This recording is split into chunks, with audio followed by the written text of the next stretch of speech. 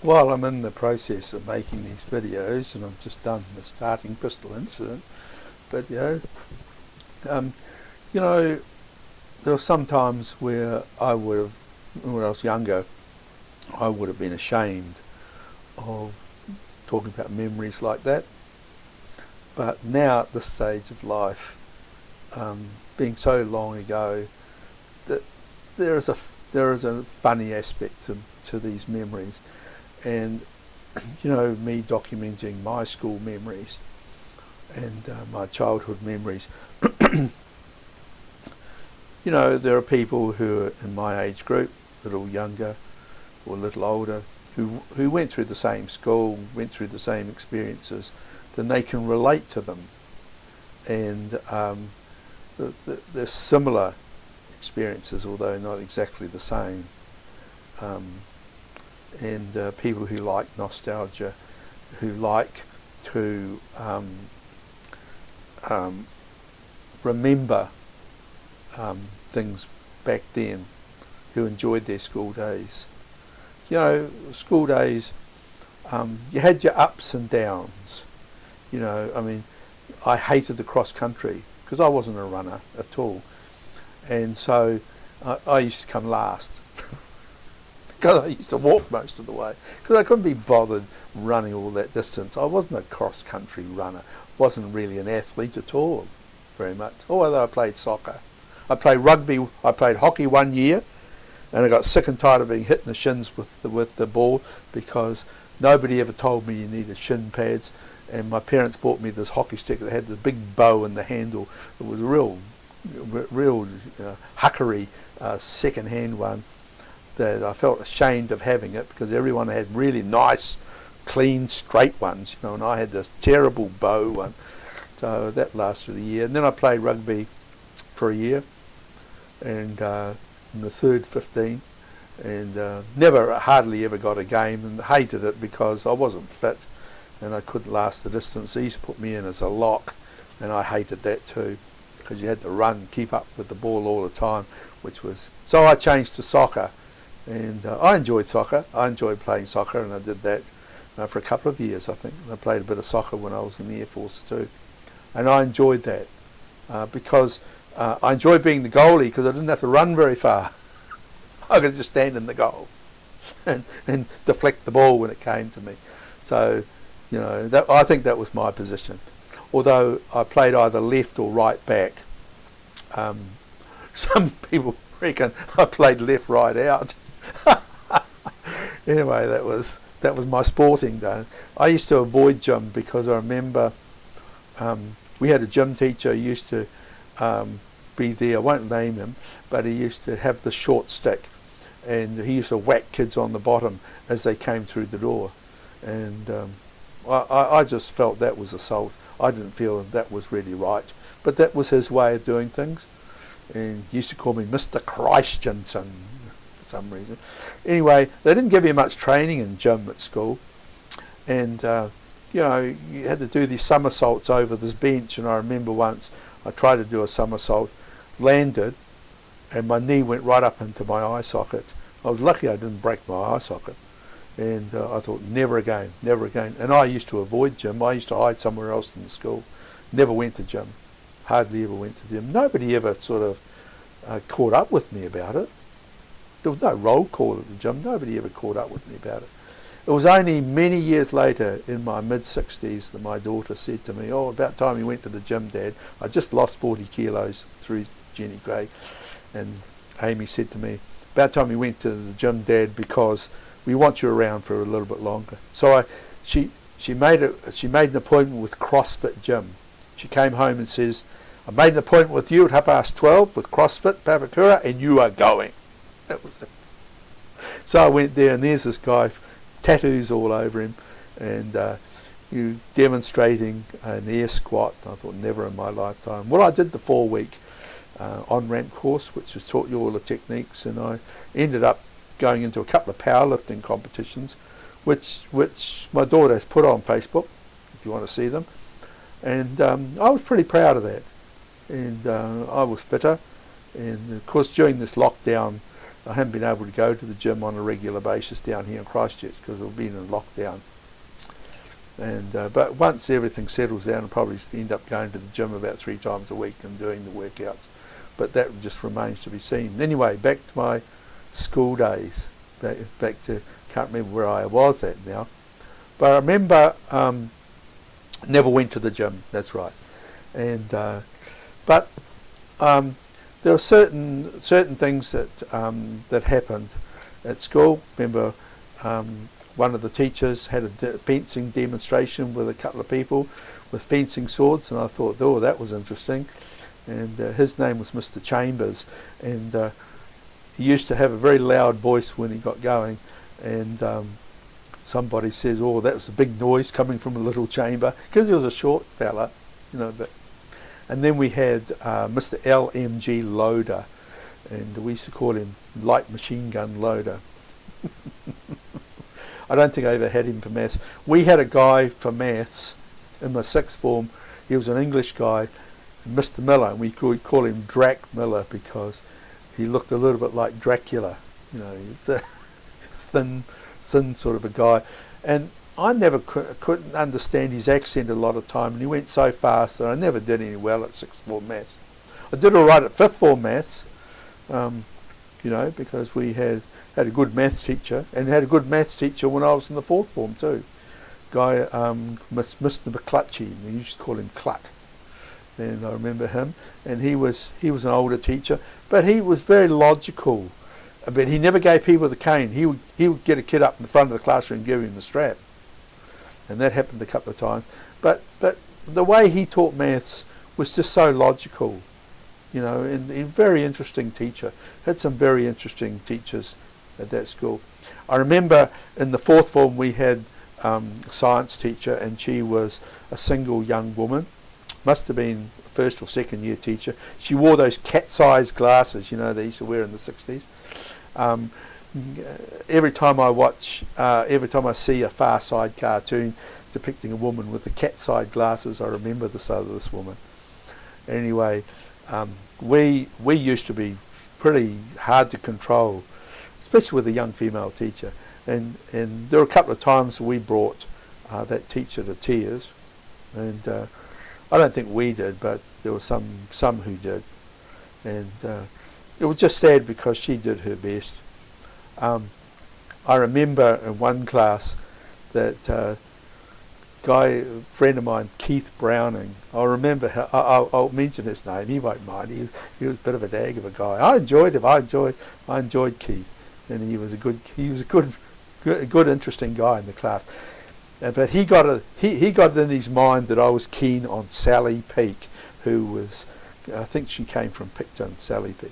So he would say, if somebody thought you were keen on a girl, they would mention her name in front of everybody. So Paul, Sally Peake. No, he'd say Sally Peake. Sally, I think old Sally got a bit sick of this. I wasn't keen on Sally Peake at all, but that was old Keith. He sort of put the pot on for me, and Sally came up and gave me this real piece of her mind. And I can't remember a word she said. I was in a state of shock. Sally Peake. If Sally Peake ever watches this, she'll know at that instant. She'll know I'm never keen on her at all. She was a nice person, but, you know, old Keith Browning sort of decided to drop me in it in that situation. However, that's what happened in that class. And I think she ended up being called Mrs. Jones. I can't remember what her name was. Anyway, in our science block, there was always a strong smell of hydrogen sulfide. It stunk the science block out. And we had an American teacher who came in, and he wanted to evacuate the place because he said in an American school, if that happened, they'd evacuate the whole school because they treated that as a poison gas, hydrogen sulfide. But I remember doing sixth form chemistry, and we had a teacher, can't remember his name now. Anyway, his experiments all used to go wrong. And I remember once he was doing the bromide experiment where you mixed it up and came out with the brown gas, reddy brown gas.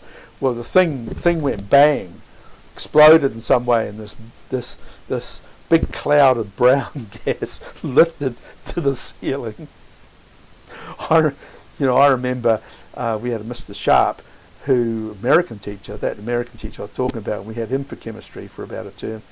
And I remember mixing hydrochloric acid with salt, I think it was, and suddenly the whole thing, sort of great big cloud of gas came out of it, and he rushed over, grabbed the beaker, and put it into the fume cupboard. He was flat panic.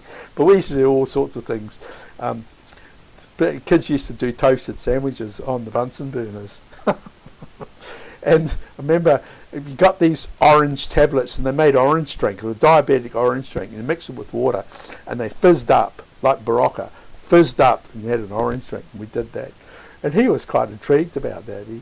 But with Mr. Sharp, he said, doesn't matter how you behave in the classroom, but every Thursday afternoon we're having a chemistry test, and if you don't pass that test you get the cane. And it was rumoured around the school that he could draw blood if he gave you the cane. So, we passed that chemistry test in that term. So that was that experience at school. I remember that the other older chemistry teacher, he announced to the class, I'm going to tell you about the birds and the bees today, he says, and then he went on talking about experimental error. Well, as 15 and 16 and 17-year-olds, we thought that was fun. We thought that was a funny statement to make, and of course we thought of the dirtiest, lewdest interpretation of that one. But there was a guy called Mr. can't remember his name. He was an art teacher in the third form, and he was quite a large, imposing sort of person. And I remember him telling us the story about the guy that misbehaved in the classroom, had to give him 6 of the best. And he said he got him down to the caning room, and at the first stroke, the poor little kid doubled over and vomited and nearly collapsed. And the teacher felt sorry for him and didn't give him the rest. And he gave us this horror story, and we believed it. As third formers, we believed it. So nobody misbehaved in his class. He did a lot of crafts as well as the art, and was quite good. I mean, I did a telephone cover for our telephone book at home during his class, and was quite good.